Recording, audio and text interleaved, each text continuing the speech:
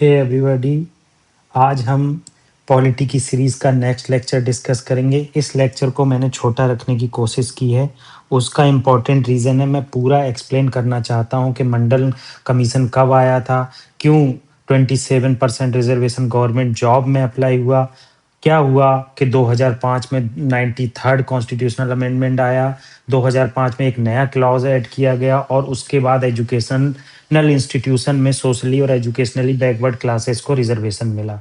क्या हुआ कि मंडल कमीशन के बाद ऐसा क्या हुआ कि कॉन्स्टिट्यूशन में कोई भी अमेंडमेंट ना लाके गवर्नमेंट जॉब में डायरेक्टली रिजर्वेशन मिल गया, जबकि एजुकेशनल इंस्टीट्यूशन के लिए रिजर्वेशन के लिए आपको क्या करना पड़ा, आपको एक अमेंडमेंट लाना पड़ा। तो बहुत इंपॉर्टेंट लेक्चर है, छोटा है मगर मोटा है भाई, शक्तिमान की तरह हिसाब है इसका।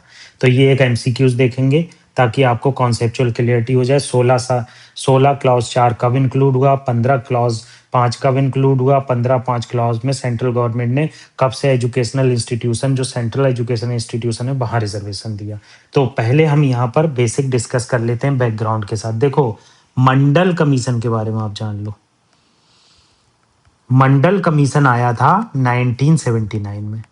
तो मंडल कमीशन आने के बाद क्या किया गया, मंडल कमीशन ने 27% रिजर्वेशन अलाउ किया ओबीसी को सेंट्रल गवर्नमेंट जॉब में। मतलब मंडल कमीशन का कहना था कि जो अदर बैकवर्ड क्लासेस हैं, ओबीसीज, बहुत सारी कास्ट, बहुत सारे रिलीजियन की कास्ट इसके अंदर आती हैं, बहुत सारे सेक्ट आते हैं।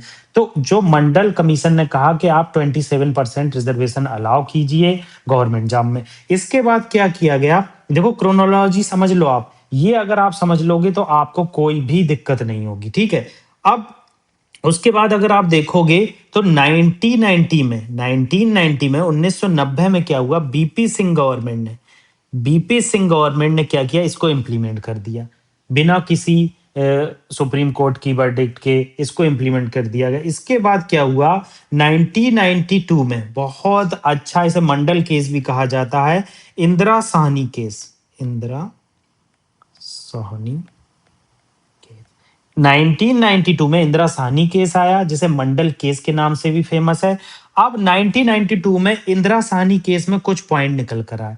पहली चीज, सुप्रीम कोर्ट ने कहा कि ये 27% रिजर्वेशन है, ये बिल्कुल इनवैलिड है। नहीं, मैं गलत बता रहा हूं, बिल्कुल इनवैलिड नहीं कहा, इस रिजर्वेशन को अपहेल्ड किया और कहा कि 27% रिजर्वेशन आप गवर्नमेंट जॉब में लोगों को दे सकते हैं, ठीक है। मतलब ये कहा गया कि इनिशियली आप 27% दीजिए गवर्नमेंट जॉब्स में और आप प्रमोशन में ये रिजर्वेशन नहीं दे सकते। ये इंपॉर्टेंट पॉइंट जो बोल रहा हूं वो बहुत ज्यादा इंपॉर्टेंट है, छोटा लेक्चर बना रहा हूं ताकि आपको इजीली उससे दोबारा रिवीजन कर सकें, ठीक है। हमारे अदर इनिशिएटिव भी चल रहे हैं, जैसे जियोग्राफी, हिस्ट्री, इकोनॉमी, पॉलिटी, ये सब हम लोग चला रहे हैं, तो ये सब फ्री हैं एकदम मेरे चैनल पर, ठीक है। तो यहां पर क्या है, सुप्रीम कोर्ट ने 27% जो रिजर्वेशन था ओबीसी के लिए, उसे अपहेल्ड किया और उसमें कहा कि रिजर्वेशन आप दे सकते हो इनिशियल अपॉइंटमेंट में, मगर प्रमोशन में नहीं दे सकते, ठीक है। ये इंपॉर्टेंट चीज यहां से निकल कर आई, ठीक है।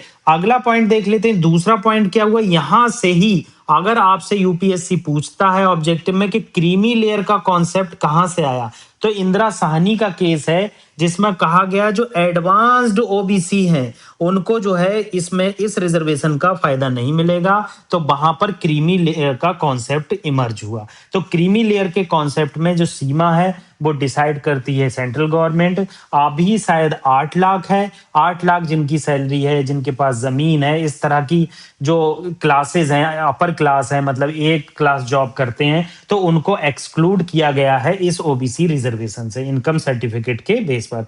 तीसरा पॉइंट कहा गया कि जो टोटल रिजर्वेशन है एससी, एसटी, ओबीसी, विभिन्न सबको मिलाकर 50% से ज्यादा नहीं होना चाहिए। मतलब ये एक्स्ट्रा ऑर्डिनरी सिचुएशन में 50% से ज्यादा रिजर्वेशन हो सकता है, देखो हो सकता है, मैंने ये नहीं कहा कि 50% ही रहेगा। यूपीएससी डालता है कि शैल बी ओनली टोटल 50%, नहीं, कभी एक्स्ट्रा ऑर्डिनरी सिचुएशन आ जाएगी तो उस सिचुएशन में 50% से ऊपर भी रिजर्वेशन दिया जा सकता है अगर सुप्रीम कोर्ट चाहेगा।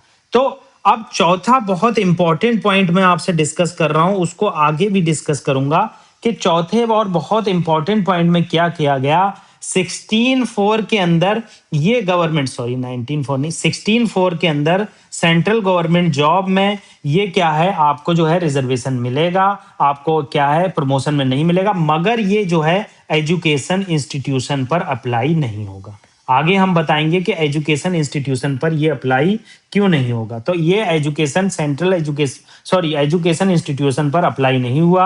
अब ये ऑटोमेटिकली क्या हुआ, इंदिरा साहनी के केस के बाद कोई भी हमें कॉन्स्टिट्यूशनल अमेंडमेंट की जरूरत नहीं पड़ी। 16 क्लॉज 4 के अंदर हमने देखा कि किस तरह से एजुकेशनल इंस्टीट्यूशन में जो है रिजर्वेशन नहीं मिला, ये गवर्नमेंट जॉब में रिजर्वेशन देखने को मिला। किसमें? गवर्नमेंट जॉब में। तो ये इंपॉर्टेंट चीज आपको याद रखना है। तो 1992 तक ये डेवलपमेंट हुए 16 क्लॉज 4 के अंदर, जो करता था ओनली गवर्नमेंट जॉब में रिजर्वेशन। अब क्या हुआ, अब क्वेश्चन आता है कि 93rd कॉन्स्टिट्यूशनल अमेंडमेंट क्यों आया 2005 में? इसका रीजन क्या रहा, क्यों आया? तो इसका इंपॉर्टेंट रीजन देखोगे, जो ये रिजर्वेशन था ये एजुकेशनल इंस्टीट्यूशन में अप्लाई नहीं होता था। इसको एजुकेशनल इंस्टीट्यूशन में अप्लाई करने के लिए इसमें 93rd कॉन्स्टिट्यूशनल अमेंडमेंट लाना पड़ा, और ये 93rd कॉन्स्टिट्यूशनल अमेंडमेंट ने आर्टिकल 15 में क्लॉज 5 को इंसर्ट किया।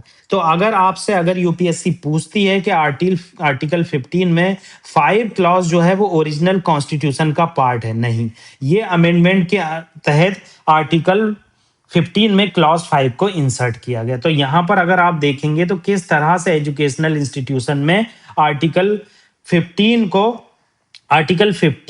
में क्लॉज 5 को इंसर्ट किया गया, और इसके तहत 93rd कॉन्स्टिट्यूशनल अमेंडमेंट के तहत कॉन्स्टिट्यूशन ने अलाउ किया कि आप प्राइवेट और सेंट्रल एजुकेशन इंस्टीट्यूशन में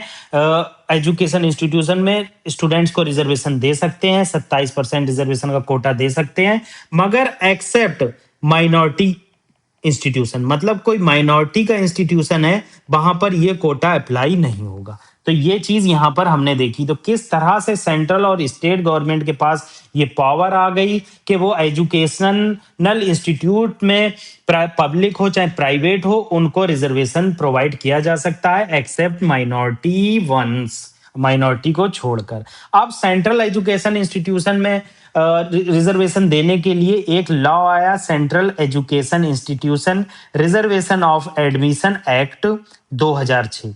अब central education institution reservation of admission act 2006 के अंदर क्या किया गया, ओबीसी को सेंट्रल एजुकेशन इंस्टीट्यूशन में रिजर्वेशन दिया गया, 15% एससी को दिया गया और 7.5% एसटी को दिया गया। तो यहाँ आईआईटी, आईआईएम, सेंट्रल यूनिवर्सिटी में रिजर्वेशन मिला। मतलब मैंने आपसे अभी तक क्या डिस्कस किया कि 1992 में इंदिरा साहनी के केस के बाद ऑटोमेटिकली कोई अमेंडमेंट की जरूरत नहीं हुई और हमने गवर्नमेंट जॉब में रिजर्वेशन देना स्टार्ट किया। मगर एजुकेशनल इंस्टीट्यूशन में रिजर्वेशन देने के लिए 93rd कॉन्स्टिट्यूशनल अमेंडमेंट आया।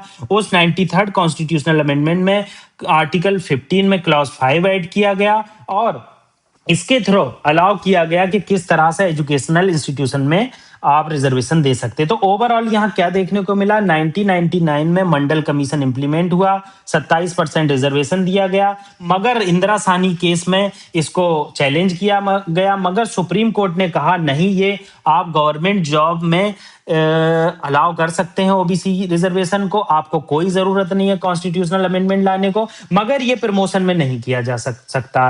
2005 में क्या हुआ, 93rd कॉन्स्टिट्यूशनल अमेंडमेंट आया, आर्टिकल 15 में क्लॉज 5 ऐड किया गया, और क्लॉज 5 में ये कहा गया कि ओबीसी रिजर्वेशन एजुकेशनल इंस्टीट्यूशन में भी अप्लाई होगा। 2006 में क्या हुआ, सेंट्रल एजुकेशनल इंस्टीट्यूशन के लिए लॉ आया और उसको ओवरऑल ये इंप्लीमेंट किया गया। तो इसेंस क्या निकलता है कि किस तरह से 1979 में मंडल कमीशन के केस के बाद इंदिरा साहनी केस आया, मंडल कमीशन के बाद, मतलब उसकी कमेटी के बाद इंदिरा साहनी केस आया, 93rd अमेंडमेंट आया।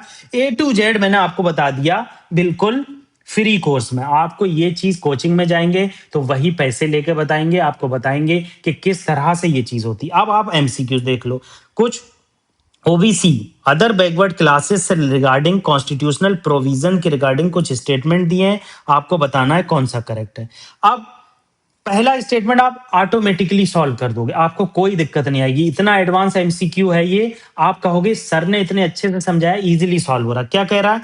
आर्टिकल 16 क्लॉज 4 वाज इंसर्टेड, देखो इंसर्टेड बात की है, by the 77th Constitutional Amendment Act 1995 to provide reservation for OBC in government employment। मैंने ऐसा कुछ कहा था? नहीं कहा था। आर्टिकल 16(4) जो है ये ओरिजिनल कॉन्स्टिट्यूशन का पार्ट है।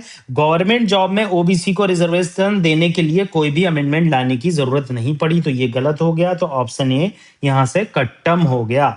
अब 93rd कॉन्स्टिट्यूशनल अमेंडमेंट एक्ट आया 2005 में, और इसमें अब आर्टिकल 15 में क्लॉज 5 इंसर्ट किया, और इसने ओबीसी एससी एसटी को रिजर्वेशन प्रोवाइड किया। All educational institution including minority. मैंने इंक्लूडिंग वर्ड यूज किया था क्या? नहीं, इंक्लूडिंग वर्ड मैंने यूज नहीं किया था, यहां पर वर्ड यूज किया था एक्सक्लूडिंग।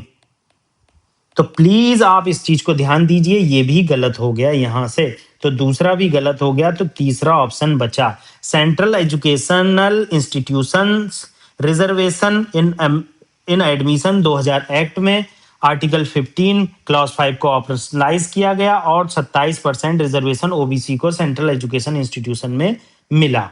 तो ये तीसरा ऑप्शन सही हो गया। अब आप देख लो तीसरा ऑप्शन सही है, पहला इनकरेक्ट क्यों है? 16 क्लॉज 4 ओरिजिनल कॉन्स्टिट्यूशन में है, इसे इंसर्ट नहीं किया गया। 77th अमेंडमेंट 1995 में आया था, इसने 16 क्लॉज 4 ए इंसर्ट किया, बहुत इंपॉर्टेंट बात, ए इंसर्ट किया, और अलाउ किया रिजर्वेशन प्रमोशन में एससी एसटी को। मतलब एससी एसटी को भी रिजर्वेशन प्रमोशन में अलाउ नहीं था, मगर गवर्नमेंट 1995 में रिजर्वेशन के लिए प्रमोशन के लिए अमेंडमेंट लाई, और रिजर्वेशन प्रमोशन में एससी एसटी के लिए भी लगने लगा। बहुत इंपॉर्टेंट, आपको कहीं नहीं मिलेगा, प्लीज लर्न दिस। दूसरा इनकरेक्ट क्यों है मैंने बता दिया एक्सप्लिसिटली, माइनॉरिटी एजुकेशनल इंस्टीट्यूशन में ये रिजर्वेशन अलाउ नहीं होता है, ठीक है। तो ये दूसरा इनकरेक्ट है, और आपको बता दिया करेक्ट क्यों है, होना चाहिए करेक्ट। चौथा क्यों है, तीसरा क्यों है, ये बता दिया। तो इस तरह से आप किसी टॉपिक को पढ़िए भाई, तभी पॉलिटी के क्वेश्चन सॉल्व हो पाएंगे। ऊपर ऊपर से पढ़ के जाएंगे तो क्वेश्चन सॉल्व नहीं होगा। Thank you very much. Revision is the key of success. जितनी ज्यादा रिवीजन उतनी करीब success. Thank you very much.